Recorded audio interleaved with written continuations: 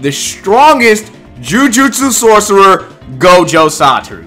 Everyone should already be familiar with his abilities by now. But in case you don't already know, I'm gonna explain it to you time and time again so you can understand why a fight would go a certain way in a specific versus battle. Anyway, let's start off with the basics so even those of you with walnut brains can understand. With Gojo's initial technique, known as Blue, he can create a magnetic effect and allow things to attract in a certain area of space. As you can see in this panel with these two guys here, he forced them to attract to each other and they knocked each other out seamlessly with the simple use of magnetism.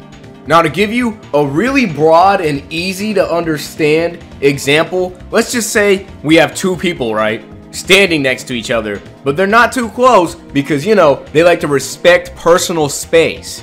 And Satoru says, let me just be an asshole right quick. And so he creates an impossible situation like -1. And let's say Satoru puts a -1 in between the personal space of the two people standing away from each other.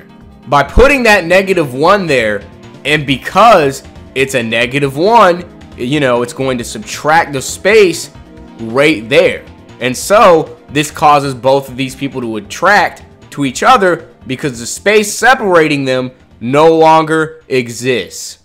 And by using this same technique, Satoru can create a huge field of attraction. You could think of this more or less like a black hole, because by creating that same impossible situation that we mentioned earlier, with that -1, he could just cause everything to get sucked up into a certain space like a vacuum and have everything just converge in on itself until there's nothing left. And this is all thanks to the -1 that was also mentioned earlier.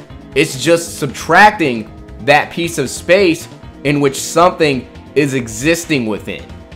And now we have Gojo's second technique, which is known as Red, but rather than subtracting space, Gojo would inevitably be adding space, which would make it one of the best defensive options to use in a fight so that no one could speed blitz him, because he could just repel them away with Red.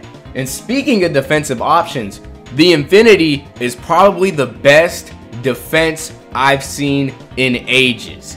With the Infinity, Satoru has a shield around him that is practically, no, it definitely is impenetrable. Like, no matter how strong you are, you're not getting through the fucking Infinity. I want you to understand that immediately. Most people like to downplay the Infinity, but what they don't know is that the Infinity slows things down. At least that's what the more ignorant way of looking at the ability would be. But with the convergence of an infinite series, this allows things that approach Satoru to slow down. But get this, whatever approaches Satoru will never ever reach its initial target. Meaning that no matter how fast something is and it tries to go into Satoru's vicinity, it will never ever even come close to grazing him. So let's say Goku does a Kamehameha. Well, guess what? That's never ever ever going to hit him due to the Infinity, because it's a fucking broken ass shield. Now, wouldn't Satoru get tired having to focus his energy into keeping this shield up? Well, that's what I would say if Satoru wasn't so fucking broken. Due to learning the reversal technique, Satoru can not only keep his brain refreshed at all times so he never tires out, but he can also automatically have the Infinity block things and stop them for him without having to think at all. He made it a habit, and now the Infinity is up around him automatically. So you can never sneak up on him ever. And if you somehow do hurt him, which is just not going to happen because the Infinity is just a broken ass shield, he can regenerate from any type of damage that he takes from using the reversal technique. And then there's my favorite move. By adding together positive and negative Satoru finds a value of 0 and launches it at his opponent, and it's practically instant. With the wave of a finger, everything in front of Satoru is gone. It's just deleted from existence. The space that it resides in is just gone, including whatever he's aiming at, with just the tilt of a finger.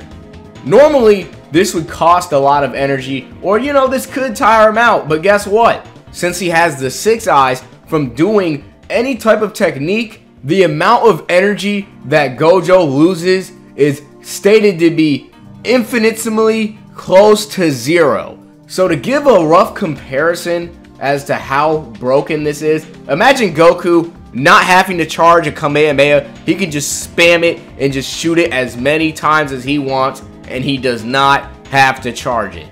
And he will never ever lose ki. This is what Satoru is like, but instead, by just simply waving his finger, everything in that vicinity will be gone.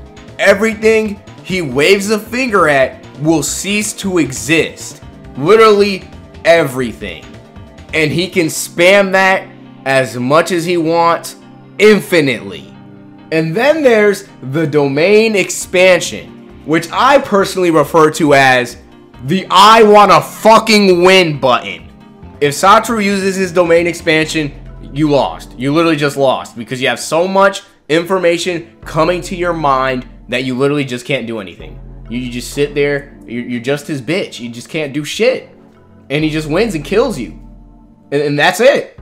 Just his bitch, you say. You know what? We'll see about that by the end of this fight when Gojo becomes Makima's dog.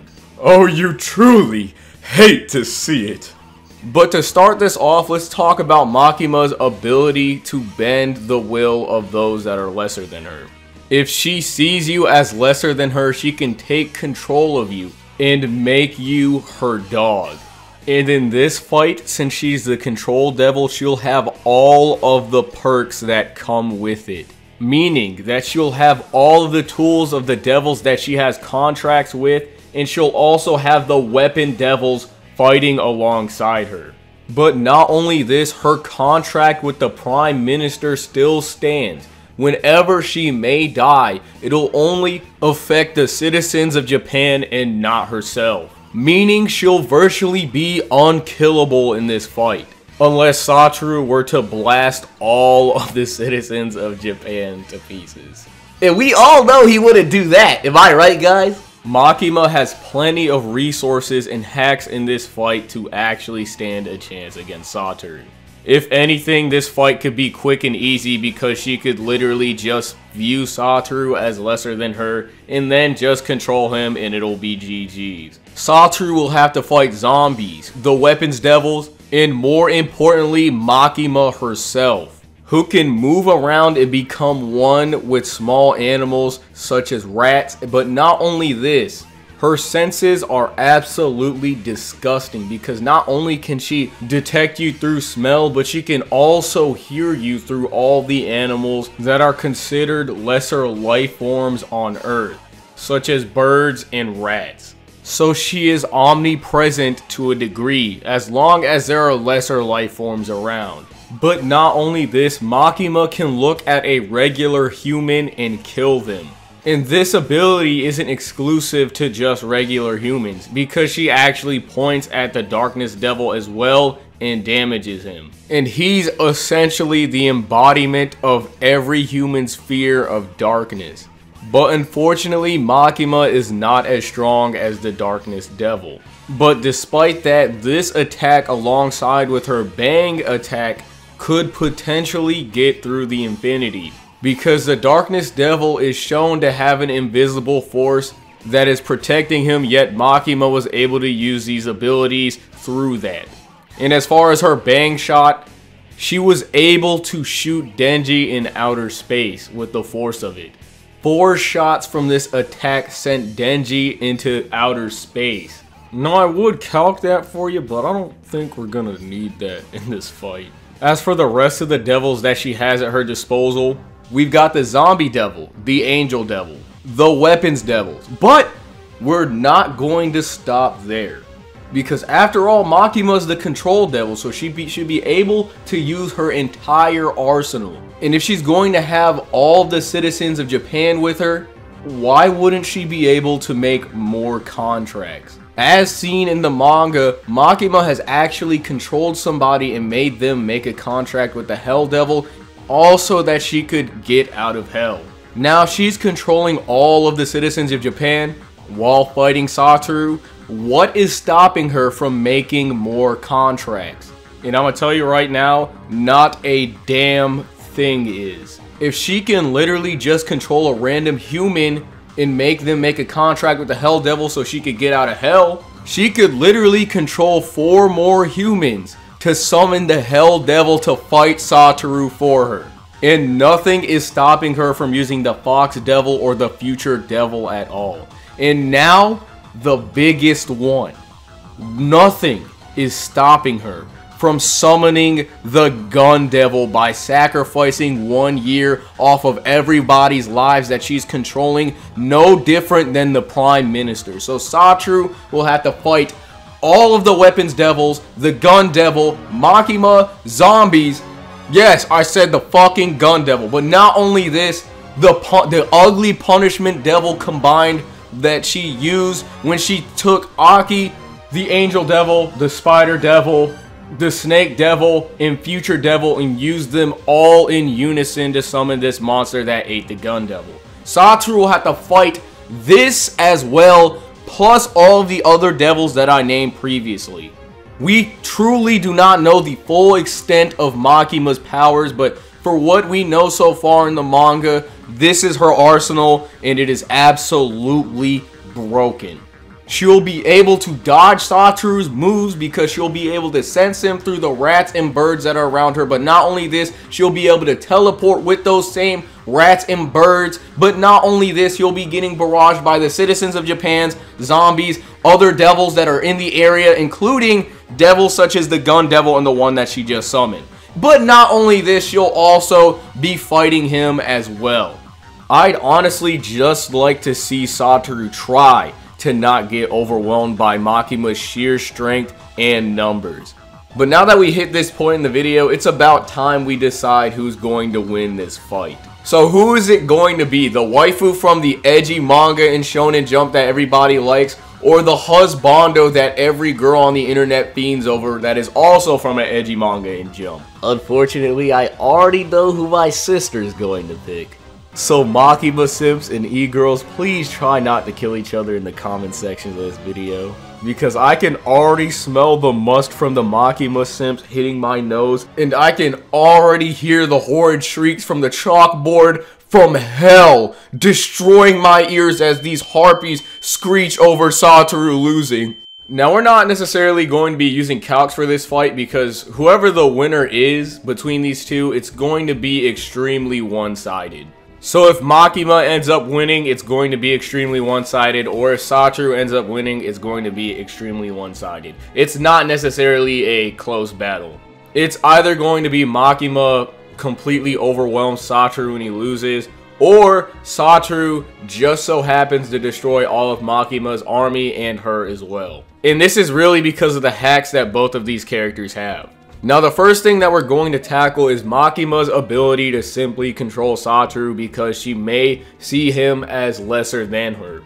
Not only is this ability an automatic dub, but the main issue here is that there is no concrete proof as to what would happen because it would inevitably be debatable. Some people think Makima would be able to control Satoru because she could simply see Satoru as lesser than her, and other people would argue otherwise because of how broken Satoru is. So when it comes to this fight, we're not most likely going to use this because there is no concrete answer, again, as to what the outcome would be when it comes to that ability. But not only this, if we did use this ability and Makima were to actually be able to control Satoru, there would be no point in having this fight in the first place. Now let's talk about how exactly this fight is going to play out.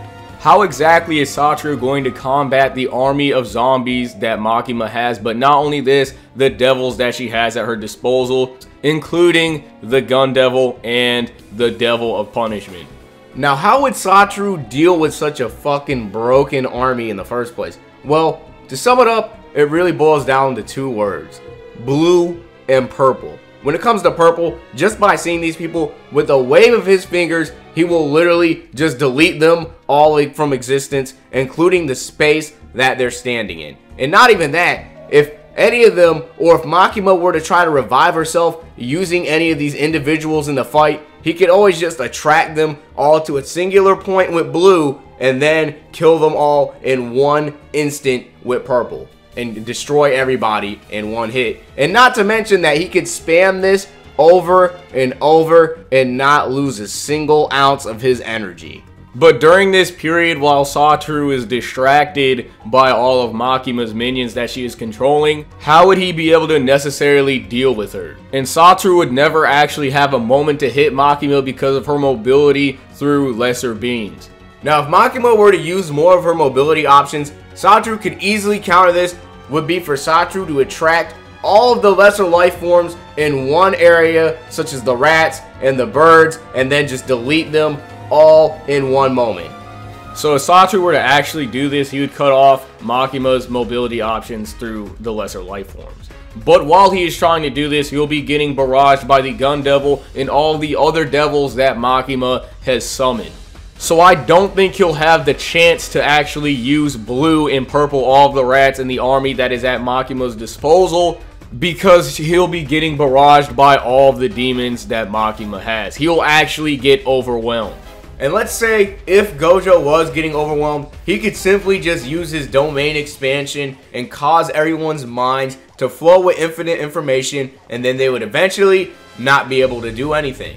But unfortunately, Makima would be immune to the domain expansion because all the information would only affect the citizens of Japan and not necessarily her, because any damage that she may take will just affect the citizens of Japan. And that would make the domain expansion obsolete in this fight.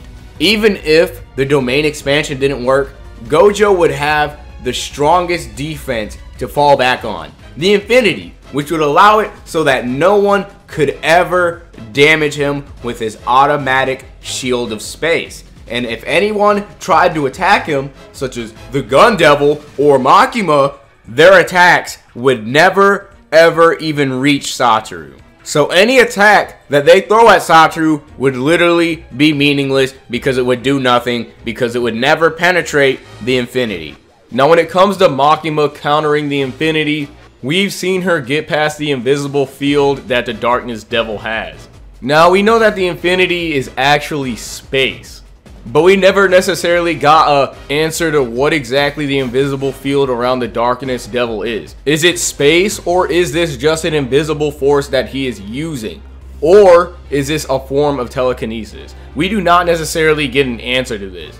And all three of these things would make a major difference in this fight depending on what exactly he is using. A lot of people don't really realize just how broken Satoru is, considering he has actual space manipulation. Because the difference between actual space manipulation and a force field can be broken by a certain amount of force that is exerted onto it. But when it comes to a space field, no amount of force would be able to break it because it is space. The only way to counter this would be with another form of space manipulation. So this could end the fight with Satoru simply blocking every single attack and not being damaged. But in order to keep the fight a lot more interesting, and because we don't know whether or not the Darkness Devil was using a form of space manipulation or just a simple force field or telekinesis, we're just going to say that the Darkness Devil was using space manipulation, so Makima will be able to get past Satoru's Infinity. She would actually be able to damage Satoru as long as she was able to get close enough to him to either point her finger at him and kill him, or look at him and kill him as well. So yes, Makima will get past the Infinity in this fight. It just really boils down to whether or not Makima can get close enough to actually damage Satoru. And let's say, what if she does not necessarily need close range to point at Satoru and damage him, especially when you take into consideration the range of her bang attack and other things of that nature. So the range might not necessarily matter when it comes to her pointing at Satoru and damaging him, or looking at Satoru and damaging him. So she'll more or less be able to work around Infinity while all the other demons and the citizens of Japan and the zombies all rush him. Now, even if Makima were to damage Satoru, he would be able to regenerate and no longer make it so that he sustained any damage by using the reversal technique. The abilities that can get past Satoru's Infinity would not be enough to kill him, because Satoru can even regenerate from some of the most fatal wounds, which means that there is no definitive way for Makima to kill Satoru. So any attack that comes from the Hell Devil, the Gun Devil, or any other devil for that matter would not affect Satoru because the Infinity would be around him and it would never ever reach him. The only way to even damage Satoru would be if Makima damaged him, and that would clearly not be enough because he could just regenerate. So with this fight, there is no definitive way to kill Satoru. But in this fight, there's also no definitive way to kill Makima unless she was able to run out of the citizens of Japan in the city. But Satoru could also counter this because he would be able to attract all of the people and the citizens of Japan into a single point and purple them. But then the craziest part is Satoru wouldn't even have to do this, because he could literally just purple Makima and she'd die, even if the citizens of Japan were there to prevent her from dying. And I know a lot of you are scratching your heads right now like, what the fuck is this dude talking about? Why wouldn't Makima be able to still survive despite getting purple? The thing is, if you destroy Makima's body entirely, she will not survive. She will die. And how this works is because in the ending of Chainsaw Man, Makima did die. While her remains were separated from each other, it kept her from regenerating. And because of this, Denji was able to eat her and dissolve her body, making sure that there is no remains for her to regenerate from. And she did in fact die from this, and her existence did not get erased. You guys saw the Chainsaw Man ending. I feel like I shouldn't have to explain that. So essentially, even if the people of Japan were still there, because while she was in plastic bags, the people of Japan were dying as well because they were keeping her alive. Even if she could use the people of Japan to survive, if she got hit with an attack that was strong enough that there would be no remains for her to regenerate from, she would die. So unfortunately, the sad thing is, even if Makima's entire army had the Future Devils contract and all of them had foresight, that wouldn't ever stop them from being sucked up by Blue, unfortunately. They all have so many tools at their disposal, but despite that, Satoru's abilities are just way too strong. They would be able to see Blue and Purple coming, but they wouldn't be able to do anything about it. The winner of this fight would inevitably be Satoru.